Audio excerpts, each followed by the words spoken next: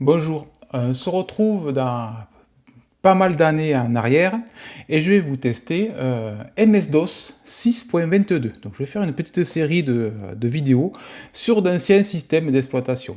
Donc je vais parler précisément de MS-DOS 6.2 parce que c'est sur celui-là que j'ai commencé.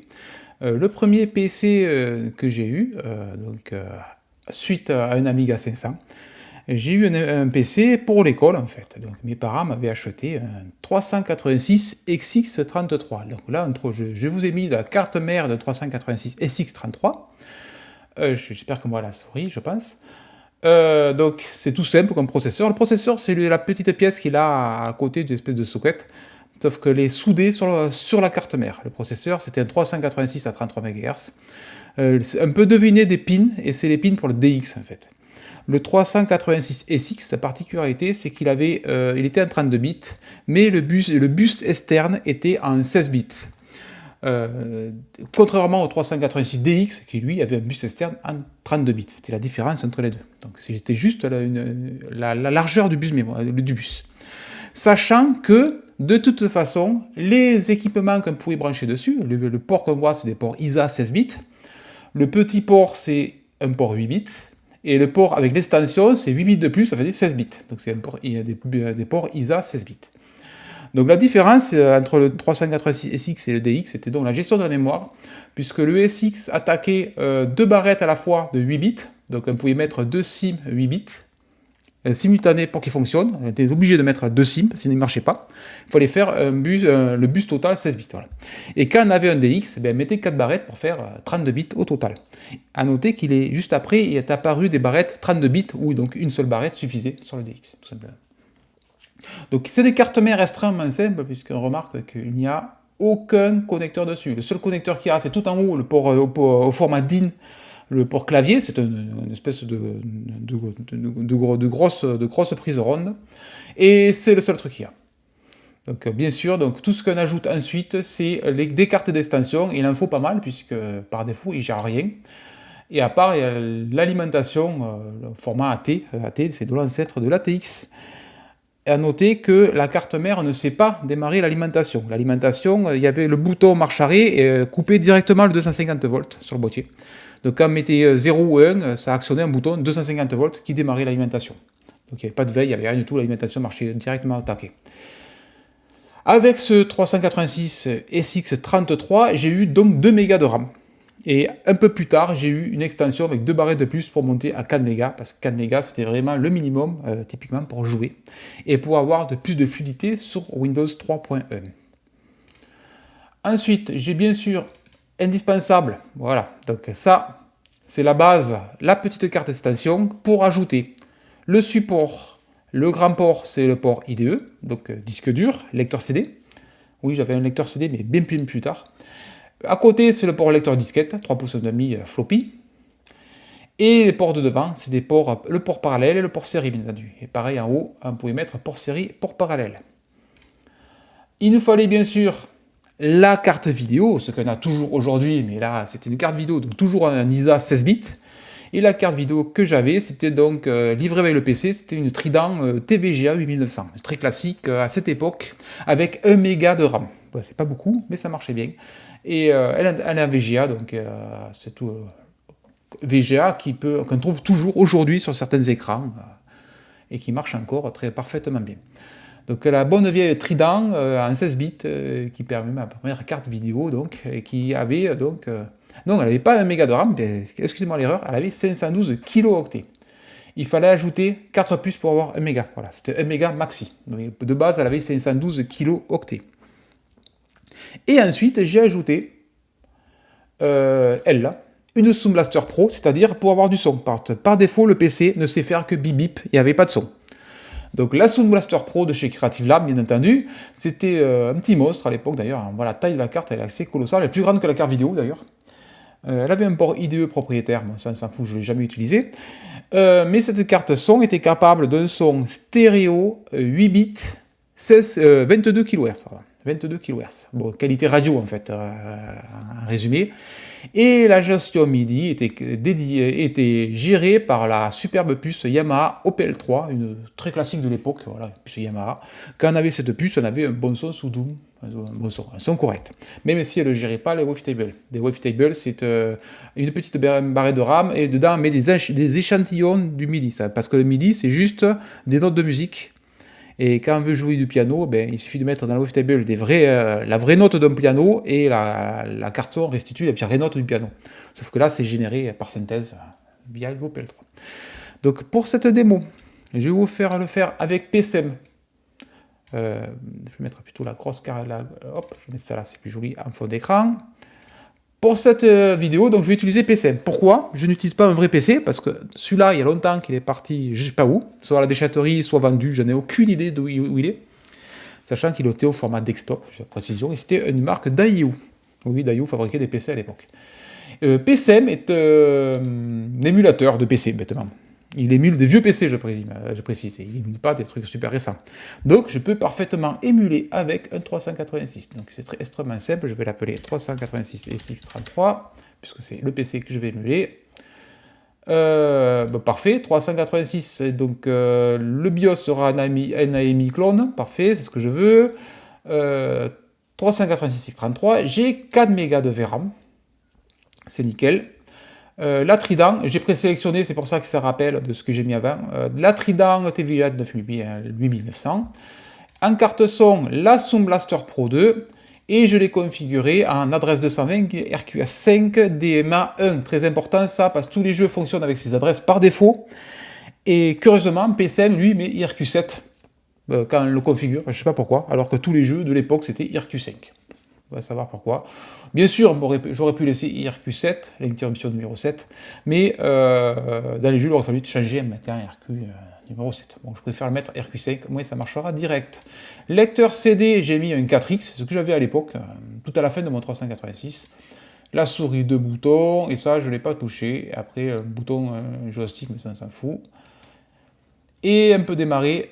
Non, on ne peut pas démarrer le 386, il me faut configurer peut-être un disque dur. Il est où le disque dur? Primaire. Nouveau disque dur. Parfait. DD, je vais l'appeler, et il fait 251 mégas. Un bloc-notes. Pourquoi j'ai besoin d'un bloc-notes? Secteur, il y en a 63. Tête, il y en a 16. Cylindre, il y en a 511. Voilà. On va en avoir besoin juste après pour configurer le BIOS du PC. Parce que le BIOS est trop con pour gérer automatiquement le disque dur et le détecter. Donc il fallait rentrer toutes les informations au disque dur hardware à la main. Donc je démarre le 386. On va le mettre là.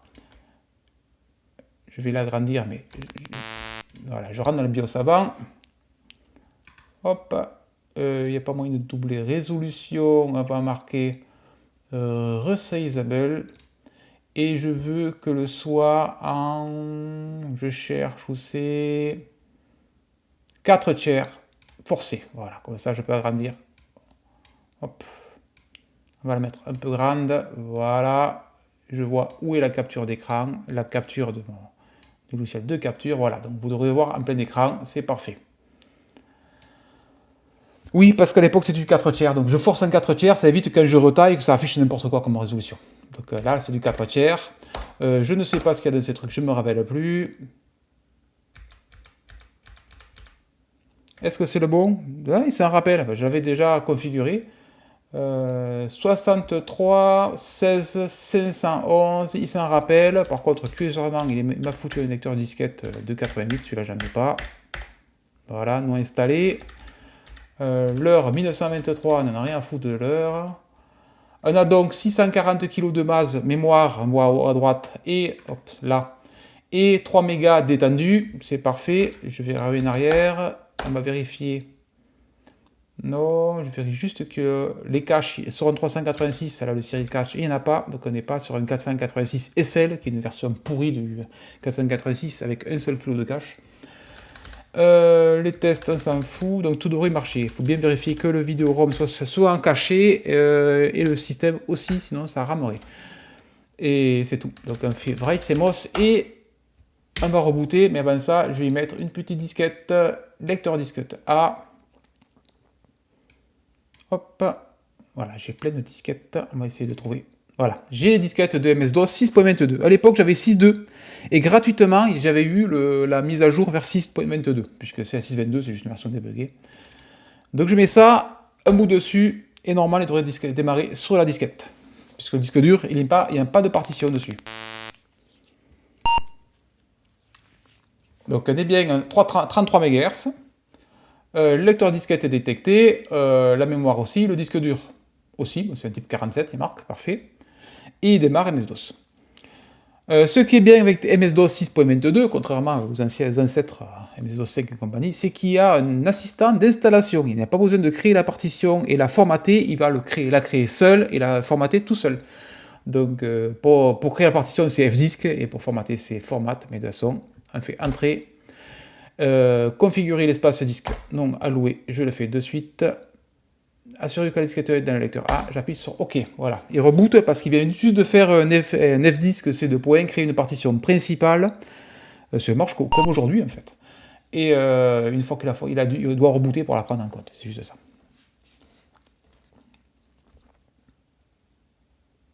Donc on notera que de mémoire, le 386 est sorti en 1986. De mémoire, oui. Voilà, il formate tout seul, il fait vraiment, il est tout assisté, on peut voir, il suffit de mettre la disquette, il gère tout seul. Et l'avantage d'utiliser PCM et donc il émule parfaitement un 386 de l'époque, c'est que tous les jeux de l'époque marcheront dessus. Ah ben à la vitesse de l'époque. Donc c'est l'inconvénient puisque le 386 n'est pas super balèze. Mais aujourd'hui, je vais juste vous faire voir donc, MS-DOS. Donc rien de bien important. Les paramètres sont corrects, je suis en France et France, j'ai mis une version française, je vais installer MS-DOS dans C2.DOS, important, il faudra s'en rappeler.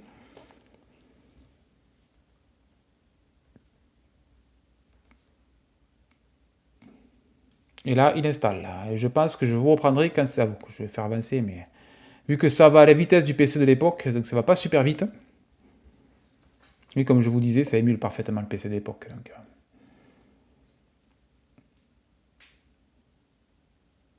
J'accélérerai la séquence, et après, quand il demande de changer de disquette, il faut juste mettre la disquette qui demande, c'est tout. Et en bas à droite, on voit afficher les fichiers qu'il est en train de copier.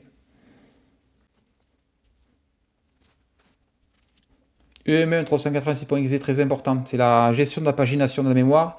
Je vous rappelle, oui, je pense que les jeunes ne savent pas. Ah, disquette 2, pendant ce temps, je vais mettre la disquette numéro 2. Change drive. Le PC ne sait pas, à l'époque, ne savait pas gérer plus de 640 kg de RAM. Bill Gates avait annoncé que 644 kg de RAM était largement suffisant, que donc les PC avaient été conçus pour 640 kg de RAM et qu'il n'y aurait pas besoin de plus. Mais d'un tube, très peu de temps après, c'était une profonde connerie. Et il a fallu trouver une astuce pour gérer plus de 640 kg de RAM, le tout en étant compatible avec cette limite de 640 kg de MS-DOS. Donc ils ont inventé donc, la mémoire disponible, la mémoire paginée, qui permettait au programme d'atteindre cette mémoire haute. Et après, tout ce qui est jeu, donc les jeux, au début ils embêtaient parce qu'ils demandaient jeu de la mémoire EMS ou de la mémoire XMS, ça dépendait le type de pagination. C'était super chiant parce qu'il fallait chaque fois bidouiller des fichiers de configuration à la main, ou faire un menu, encore mieux, c'était top, au démarrage. Et après, certains jeux ont eu leur gestionnaire de mémoire indépendant du nom de DOS4GW, qui permettait de démarrer le jeu sans se faire prendre la tête avec des gestions de mémoire. Ah oui, parce qu'en bonus, c'est 140 kg de RAM, il y avait certains jeux qui demandaient, je veux par exemple minimum 601 kg. Je dis un chiffre au pif. Sauf que si vous faites même, vous verrez que vous avez 580 kg quand vous démarrez MS-DOS. Eh ben, le jeu ne démarrait pas. Donc à vous de démerder pour déplacer les programmes à mémoire haute, pour pas qu'il bouffe le moins possible et que le jeu puisse démarrer. C'est pour ça que personnellement, j'avais fait un menu de démarrage de MS-DOS qui permettait de configurer comme il faut ce qu'on voulait en fait. Donc j'avais différents types de mémoire, des mémoires paginées, un type peut avoir le maximum de mémoire basse, Et d'ailleurs, il est en train d'écrire à l'écran, si vous voyez, il marque taper MemMaker pour optimiser la mémoire. C'est un logiciel qui a été ajouté à MS-DOS 6.22 et qui permet de faire toutes les optimisations à la main. Il nous demande juste qu'est-ce qu'on veut comme type de mémoire. Et on fait entrer, il reboot, et on a le maximum de mémoire basse avec la mémoire de type demandé pour la pagination. Et ça veut dire que les jeux devraient théoriquement mieux marcher avec MemMaker.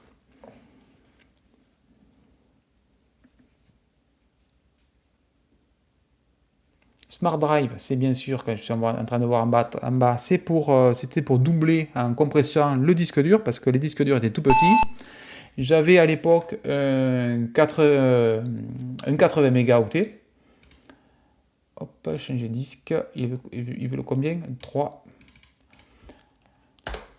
J'avais un 80 mégaoctets, donc moi j'avais activé pour doubler le piste, et je crois que ça s'appelait au début Double Space. Et après, question de brevet de nom, ils avaient dû le renommer Drive Space, mais bon, ça ne change rien, c'était le même. Et qui permettait de compresser à la volée le disque dur, déjà que le processeur n'est pas puissant, il devait décompresser les choses, mais bon. Et qui me permettait de passer à environ, une fois installé tout ça, à 110 ou 120 mégaoctets au total, à la place des 80 mégaoctets. Je tiens à préciser que MS-DOS est entièrement en ligne de commande, qu'il n'y a pas de souris, et que c'était tout en shell en fait. Donc il fallait tout se torcher à la main. Heureusement que Microsoft avait ajouté pas mal d'outils pour gérer, genre un éditeur, parce que sans éditeur, je vois pas comment on peut faire pour éditer des fichiers. Donc ils avaient ajouté certains outils qui étaient bien pratiques pour nous aider à faire marcher MS-DOS.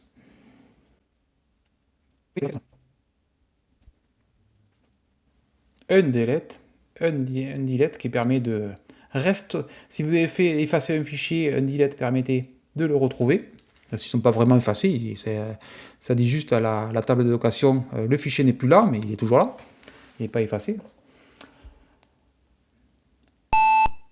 Retirer les disquettes et redémarrer. Bon, on va faire ça de suite. Je précise que pour récupérer la souris, puisque l'émulateur capture la souris, il faut appuyer sur le bouton de milieu de la molette. Puisqu'à l'époque, il n'existait pas de bouton de milieu de la molette, il n'y avait pas de molette du tout.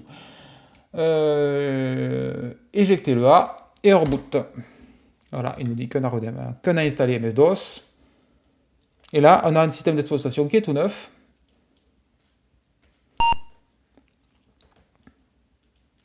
Il n'y a ni souris, ni rien du tout d'installé. Voilà. Donc le seul truc qui marche, c'est IMEM qui permet de gérer la mémoire haute, et gérer partiellement, puisque sans pagination, il y a énormément de trucs qui ne fonctionnaient pas, comme les jeux. Donc on fait même pour avoir, je l'ai tapé free, c'était l'habitude de Linux, même, voilà, donc il y a bien 579 kilooctets de mémoire libre. 579 kg de mémoire libre permet à un jeu de démarrer, mais voilà, donc qu'est-ce qu'on peut voir? C'est qu'on a la conventionnelle, la fameuse 640 kg de la limite de l'époque pour la compatibilité est toujours là. On en a 580 de libre. La mémoire réservée, c'est entre 640 et 1 méga. Oui, ce petit morceau, il est bien quelque part, donc il fait 384 kg, il n'est pas utilisé. Et la mémoire étendue, donc utilisable par des programmes, et il fait donc... il y a 1 méga utilisé, 2 mégas de libre, et ça fait un total qui est là. Donc, dir permet de lister les fichiers qui sont sur le disque dur, très, très basique. Ça fonctionne toujours, sur Windows 10, vous lancez quoi, terminal, shell, CMD, pardon, ou terminal, ouais. Et vous verrez que dir fonctionne toujours. S'il y a trop de fichiers, on va aller pour changer de répertoire, c'était CD, change directory. On va dans DOS, donc c'est un répertoire. Là, on est dans DOS, on fait dir de nouveau. Là, il y a beaucoup de fichiers. Donc, on fait dir /w pour voir tout d'un coup. Hop, voilà, c'est tout simple. C'est des commandes qu'il faut savoir. Si vous ne connaissez pas les commandes et que vous voulez aider à comment elles fonctionnent, à quoi elles servent, il suffit de taper help, pardon. Et voilà. Et avec la souris, on se déplace. Là, il y a toutes les commandes. Il y en a beaucoup. Il y en a certaines, c'est des codes, c'est des mots-clés. D'autres, c'est des programmes. Donc, il y a de tout. Genre, voilà, copie qui permet de copier un fichier. On peut entrer dessus et il nous explique comment copier un fichier. Je descends. Voilà. Qui est là.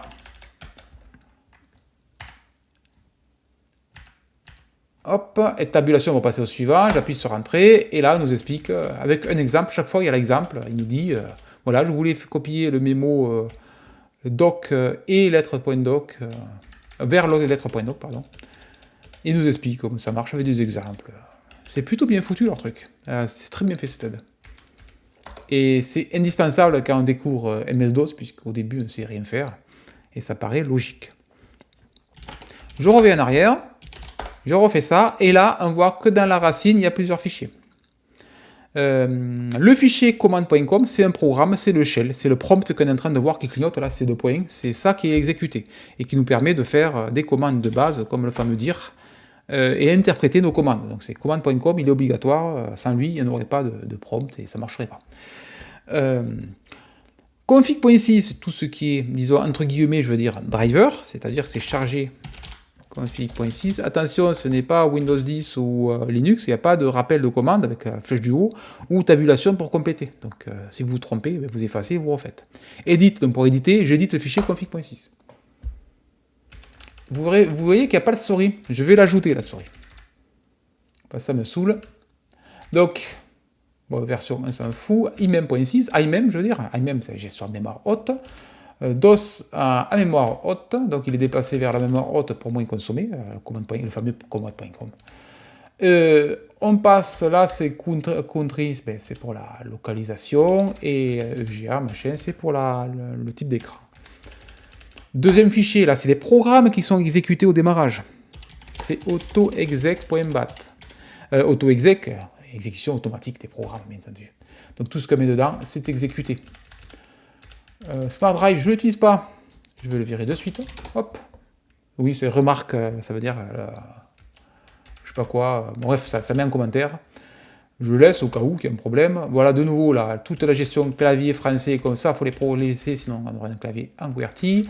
Le prompt, il nous explique que le prompt, on le met dans le pass, on met DOS dans le pass, ça veut dire que tous les programmes qui sont dans le pass seront appelés, pouvoir être appelés de n'importe où. Ça veut dire que si je lance Edit, qui est dans DOS, même si je ne suis pas dans DOS, ça marchera quand même. Ça existe toujours, sur Windows 10 d'ailleurs. Voilà. Et je vais installer la souris, si je trouve mon driver quelque part. On va essayer de le trouver. Disque Drive A. Disquette, utilitaire. Est-ce qu'un truc qui s'appelle Move? Oui, j'ai tout mis tout en bordel là. J'en ai essayé pas mal, parce que pour trouver ce qui marche, c'est compliqué. J'ai mis Windows 3.11, mais ça sera une autre vidéo. Mouse 4.0 de Microsoft. Qu'est-ce qu'il y a dans ce lecteur? Donc je change le lecteur avec A2 points. A2 points, c'est le lecteur de la disquette. D'ailleurs, ces drives existent toujours sous Windows 10, puisque si C2 points, D2 points, tout ça, ça vient de là. Je fais dire et je regarde ce qu'il y a dedans. Il y a beaucoup d'autres choses. Avec un peu de chance, ça va être un .com, parce que les .com, c'est souvent ce qui est livré à base de driver, mais on peut faire ça. Bon, il y a le fichier .com qui est là. Je ne sais pas s'il a besoin de lib et de son .6, on va tout copier. Je copie mouse.étoile. Ça veut dire qu'il va prendre ces trois fichiers. Et je vais les mettre dans ces ./DOS. J'ai copié ce fameux mouse.com dans ces ./DOS. Je reviens sur ces deux points. J'éjecte ma disquette, j'ai pas envie qu'il me boot dessus, mais à mon avis c'est pas bootable. J'édite autoexec.bat. Et tout à la fin, j'ajoute ma souris. C'est les 2 points. Hop, on va mettre sa majuscule ici. Oups. Je pense pas qu'il y ait besoin de majuscule, je m'en rappelle plus en fait. Je sais ça. Mais qu'est-ce qu'il me fait? Ah, c'est les 2 points /DOS / c'est bizarre ces majuscules là. Voilà. Mouse.com. En gros, j'ai dit lance-moi ce programme. Donc au démarrage, il va démarrer et dès qu'il aura passé le clavier français là, il va lancer ce programme qui est donc la souris. Pour savoir si je me suis trompé ou pas, c'est très facile. Système et contrôle dessus. Il reboot.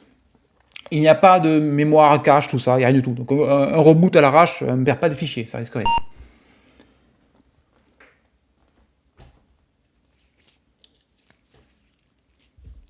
Et ma souris est bien installée. Et pour savoir si elle marche, c'est facile, j'édite un fichier, autoexec.bat, et ce programme edit, il gère la souris. Et j'ai bien la souris. C'est une espèce de carré là qu'on voit. Oui, oui, il n'y a pas de curseur à l'époque. Elle est extrêmement sensible. Et elle fonctionne parfaitement. Donc j'ai bien ma souris. Et ce Smart Drive ne servait à rien puisqu'il n'est pas utilisé. Donc, et là, aussi, j'ai pu utiliser ma souris. Et ça, c'est bien pratique.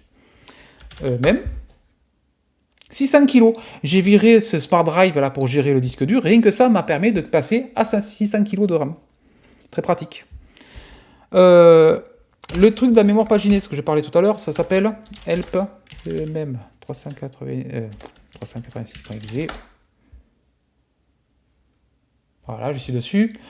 Il nous explique voilà, que mémoire paginée étendue, il faut un 386 minimum, d'où le nom du programme d'ailleurs, EMM 386, pour gérer certaines mémoires. Il nous explique tout ça. Hop, ma souris fonctionne, je peux cliquer sur exemple. Et il nous explique comment faire pour l'installer. Malheureusement, je ne suis pas dans un système où on peut faire des copier-coller. On n'est pas sous Windows, donc ça ne marchera pas. Donc il faut se rappeler de la commande. Donc je quitte ça et on va activer la mémoire NoEMS pour pouvoir jouer au jeu. Edit C2 points. C2 points. Oui, ça marche aussi. Ça marche aussi, mais moi je suis déjà dans C2 points. Voilà. Là je fais entrer. Je fais device égale c2./dos/e MM 386.exe NoEMS. On peut le mettre en majuscule. NoEMS. Et à partir de là, cette verre, la foutre de la version. Hop, mémoire. Ah, on va dire ça. Je vais essayer si ça marche ça. Et à partir de là, on aura accès à notre mémoire de type XMS, donc, puisqu'il n'y a pas de la NoEMS. On peut avoir XMS et de la EMS comme mémoire.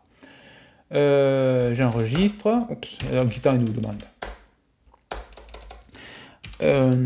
Axtus autoexec.bat. Ah, voilà, connerie de Linux. En plus, autoexec.bat, comme je vous disais, il faut tout retaper quand on se trompe. Edit. Petite astuce, la souris là qui est là, elle se charge à mémoire basse. On peut dire, charge-toi à mémoire haute. Attention, ça ne fonctionne que s'il y a IMEM d'installer, sinon ça ne marche pas, bien entendu. Et le clavier, je ne sais plus si on peut faire pareil, en tout cas la souris c'est sûr. Et on reboot un test. Après, on va installer système Ctrl-Sup. On va installer, on va voir si ça marche, parce que j'ai enlevé un truc dans config.6 là, je sais pas, le 7 vert.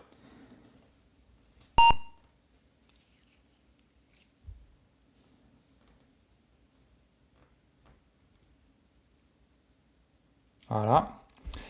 Même. Bon, on est à 598 kg, mais c'est notre souris en fait, je n'avais pas refait entre temps. Et qui nous bouffe notre mémoire. Et j'ai oublié de regarder la mémoire, voilà.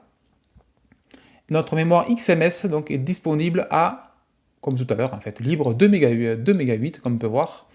Donc tout à l'heure on avait une espèce de partage 1 méga plus 2 mégas, je sais pas ce qu'il foutait. Alors là on a bien XMS total de 3 mégas de disponible. Elle est un petit peu utilisée parce que j'ai chargé des trucs à dedans, genre la souris. Et pour info, voilà, donc l'autre type c'est XML, je l'ai dit. On peut y mettre une valeur en mémoire, bon après il faut suivre de la doc. Et là ce que je vais faire, c'est que je vais installer le driver de la carte son. Parce que sans ça on n'aura pas de son et on ne pourra pas lancer le jeu qui c'est Wolfenstein 3D, qui est un des premiers jeux FPS que j'ai joué, qui est le premier FPS que j'ai joué d'ailleurs. Changer de disquette. Mes disquettes, je sais plus. Utils? Non. Driver, voilà. Soundblaster Pro, Soundblaster Pro 2, machin, disque A, A2, poème. Setup ou install? Install. Si pas un, c'est l'autre. Donc j'ai mis les drivers pour MS-DOS de la Soundblaster Pro de chez Creative Lab. Sans ça, les jeux ne verraient pas la carte son. Sans driver, ça ne marche pas. Et c'est là que les fameux interruptions IRQ5, A220, adresse 220 et Direct Memory Access 1 sont importants. Installer la Soundblaster Pro maintenant, appuyez sur Entrée. Oui. Je veux une custom. Et je vais tout virer. J'ai besoin que le driver, j'ai pas besoin de toutes ces conneries. Hop, tabulation pour continuer. J'ai pas Windows. Quand on installera Windows 3.11 dans une prochaine vidéo, il faudra aller sur le driver, le réinstaller en fait bêtement, on va pas se prendre la tête, et cocher les trucs de droite là. Parce que de toute façon, il a besoin de ces deux points Windows pour y installer les drivers de Windows 3.11. Parce que ces drivers incluent les drivers MS-DOS ainsi que les drivers Windows. Voilà.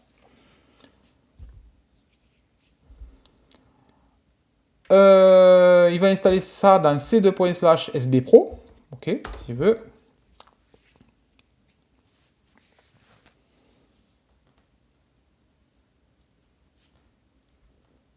Voilà, et c'est là qu'il nous demande où est située votre carte son. Comment elle est pas située, mais oui, si, comment elle est située. Comment est configurée votre carte son. Son adresse, où elle est disponible, c'est-à-dire qu'à l'adresse 220, on trouvera la carte son. L'interruption matérielle qu'il utilise, parce que chaque périphérique avait une interruption différente. Il n'y avait pas beaucoup d'interruptions, je ne sais plus combien il y en a, mais il y en a moins de 20. Et chaque périphérique avait accès au matériel directement. Ça veut dire que ça désencombrait le processeur. Et le Direct Memory Access, ça veut dire que la carte son peut accéder à la mémoire sans surcharger le processeur. Voilà, c'était une grosse avancée. Donc 220 i5D1, on l'a modifié tout à l'heure sur PCM pour que ça fonctionne comme ça, donc ça marchera directement. Donc là, il dit juste qu'il copie voilà, quelques programmes. Il ne va pas copier grand chose puisqu'on a réinstallé en fait. Il va juste copier le driver. Et le driver qui est un gouffre à RAM d'ailleurs, de mémoire. Hop, il nous dit quelle disquette, je sais pas, on va mettre au pif puisqu'ils le sont nommés alors que moi, elles sont marquées, je crois que c'est la 3. Oui, c'était la 3. Voilà, donc là, il met bien les drivers comme il faut.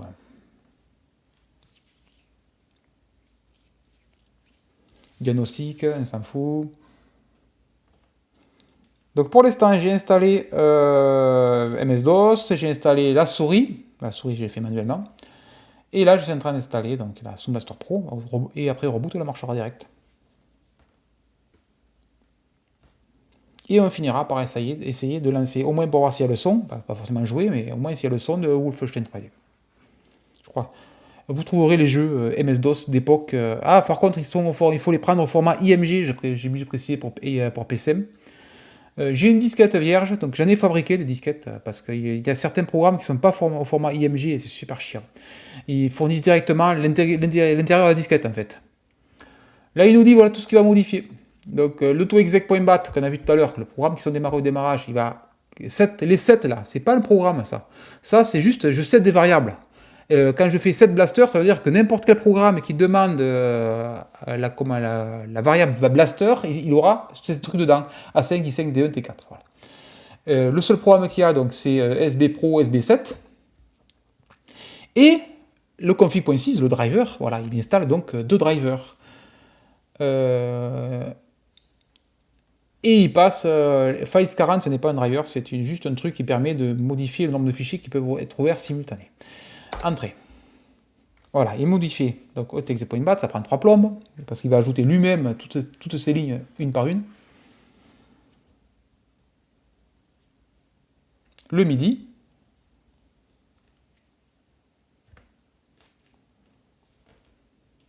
Oui, donc ce que je disais, c'est que les jeux, le plus souvent, ceux qui ont récupéré les jeux d'époque, et c'est super vieux, ils ont pris la disquette, et ils ont pris le contenu de la disquette, ils en ont fait un point zip. Le problème, c'est qu'on a le contenu de la disquette. On n'a pas la disquette au format IMG, qui est donc une IMG, c'est une image binaire de la disquette. Là, attention, hop, driver, no, je ne veux pas installer, j'appuie sur échappe. Voilà, il nous dit oui, yes, Y. Ben, j'ai pas Windows en fait.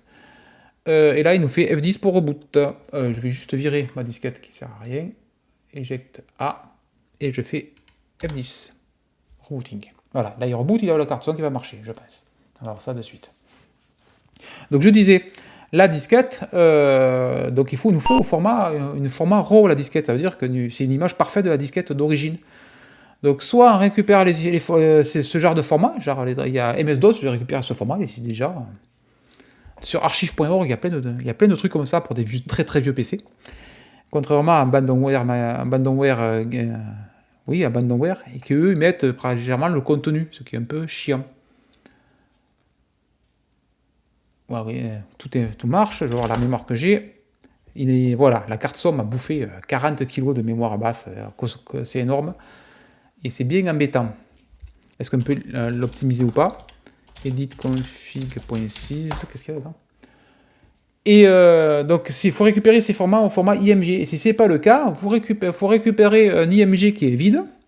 Et avec certains logiciels, on peut éditer l'IMG et y balancer des fichiers dedans. Et c'est comme ça, on peut créer facilement. Bon, après, ça ne servira pas à grand mode, je pense. Donc, il nous a fait tout ça là-haut. Donc, il existe l'astuce, c'est device I, HIGH, qui permet de charger le driver à mémoire haute. Il y a IMEM et EMM386 qui ne peut pas le faire. Tous les autres, on peut le faire. Je ne vais pas le faire, je vais tout simplement utiliser. Écoutez, je vais tout simplement utiliser le logiciel de tout à l'heure que j'utilisais, qui permet d'optimiser à notre place, qui s'appelle MemMaker. J'écris n'importe quoi, MemMaker, voilà. Ce soft permet d'optimiser à notre place la mémoire, et ça c'est super génial, parce qu'à l'époque, on passait des heures à utiliser la mémoire. Continuer, oui. Rapide, oui. Voilà, il dit, est-ce que vous voulez utiliser la mémoire à paginée ou pas? Donc, oui ou non. Il précise là-haut que sa mémoire, elle n'a pas paginé, utiliser la mémoire paginée, c'est la mémoire EMS. Et la mémoire non paginée, c'est la non EMS, donc c'est non. Voilà. Par défaut, c'est non, parce que la plupart des jeux fonctionnent avec de la non paginée. Et si on a besoin de la mémoire EMS, eh bien, on relancera MemMaker qui refera son boulot. Donc je ne veux pas de mémoire paginée, je fais entrer. Donc les pages sont disponibles, mais c'est toujours avec EMM386. Et j'appuie, voilà, j'appuie sur entrée. Il va rebooter. Dès qu'il a rebooté, il va éditer le fichier autoexec.bat et config.6. Et là, on aura le maximum de mémoire parce qu'il a fait plein de modifications sur config.6, auto.exec.bat tout seul. La carte son est bien détectée, je n'ai pas regardé tout à l'heure. Mais elle va bien passer là. Il a trouvé la carte son.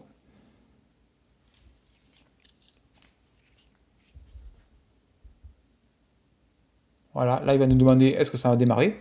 Ben, un peu logique, oui. Voilà, entrée, il va rebooter à nouveau et ça sera bon.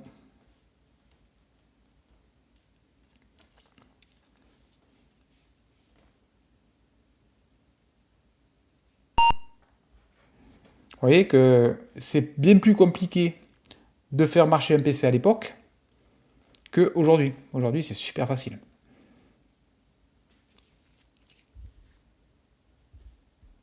Voilà, c'est là qu'il demande si ça marche. Il vient d'appliquer la conf. Le système fonctionne, oui. Et il nous dit qu'on a gagné plein de mémoire. Entrée, je fais mon même. Et on a 618 kg de libre. C'est énorme. Parce que pour arriver ça à la main, je vous rappelle qu'on a 640 kg de mémoire de base. Ça veut dire que tout ce qui tourne là, c'est censé être dans les 640 kg. Donc là, c'est vraiment c'est incroyable ce qu'il arrive à faire. Donc de suite, je mets un petit jeu. Driver A. Et je vais essayer de trouver où j'ai mis, parce que j'en ai aucune idée. Disquette. Voilà, elle est là, ma fameuse disquette vide, format IMG, voilà. Game. Voilà, j'ai quelques jeux. Bon, j'en ai pas beaucoup. On peut essayer, par exemple, j'ai pas Wolfenstein 3D, me semblait. J'en ai parlé tout à l'heure, en plus. Ben, je l'ai pas mis.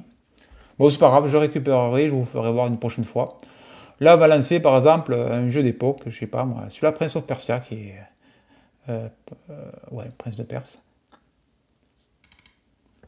Qui est un super jeu. Est-ce qu'il faut le lancer depuis le lecteur disquette? Installe. Non, il y a un install, on va l'installer avec l'installeur. Oui. Il va le mettre dans C2.prince. Ah, c'est le défaut de l'époque. C'est que, rapidement, on va avoir un PC qui va ressembler à une poubelle. Donc là, je veux quitter. Yes. C2. Et mkdir, c'est ça, mkdir, créer un répertoire, je vais l'appeler Games. Et je vais mettre les jeux dedans. Ça évitera que tout soit en vrac dans la racine. Parce que déjà là, on s'aperçoit que voilà, je viens de créer le répertoire Games qui vient d'apparaître. Là, on a déjà DOS, on a SB Pro, le Submaster Pro. Et on va finir avec 50 fichiers, 50 répertoires, ça fait dégueulasse. Alors moi, j'aime bien mettre un peu rangé. Voilà, donc j'ai mis Games. On va lever 2 points.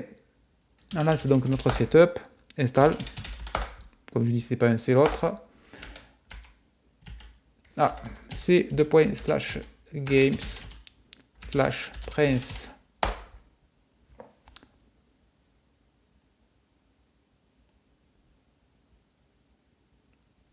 C'est extrêmement bizarre l'entrée. Ça marche ce truc?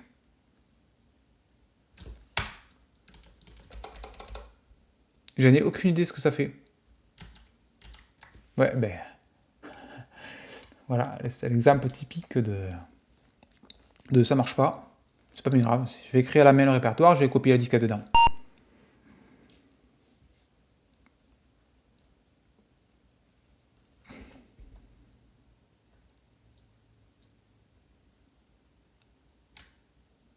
mkdir c2 points slash games slash prince à 2 points copie étoile point étoile vers c. Oui, il faut faire étoile point étoile, c'est pas, n'est pas sous Linux. Games slash prince. Et là, il copie la disquette tout simplement.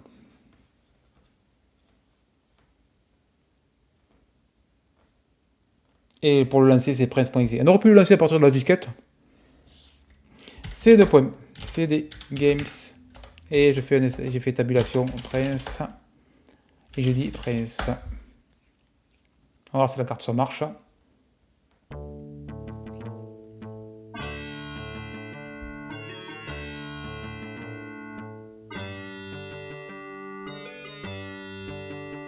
La carte se marche.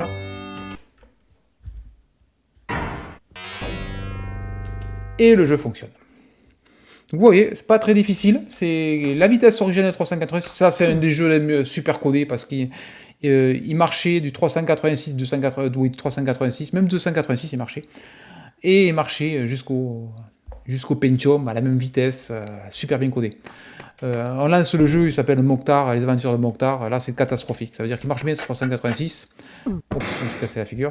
Mais sur 486, elle allait trop vite, par exemple. Bref, ça c'est Prince of Persia, tout le monde connaît. Je sais pas comment il faut quitter. Donc on fait CTRL sup. Ah, il ne veut pas. Arrêt reset, reboot. Donc voilà, donc c'était MS-DOS. Super logiciel, mais voilà, c'est tout en ligne de commande. Et il fallait s'amuser. Donc merci Windows.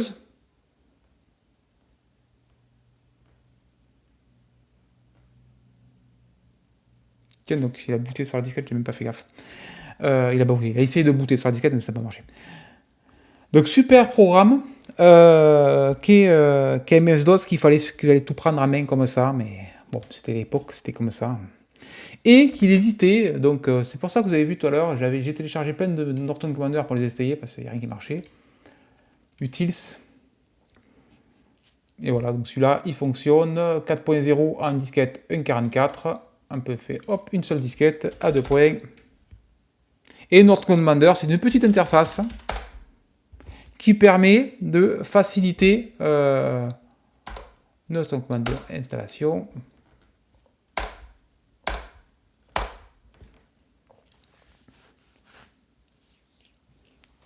Et voilà, je suis en train d'installer Norton Commander et qui permettait de gérer graphiquement, connerie, un texte, mais tout le truc de fichiers, c'est-à-dire qu'on peut se défâcher, copier des fichiers, je vais vous faire voir, mais copier des fichiers, les éditer, on pouvait faire plein de trucs avec, et c'était super pratique. Et d'ailleurs, il y avait le transfert de fichiers de PC à PC par bus série, c'était super pratique.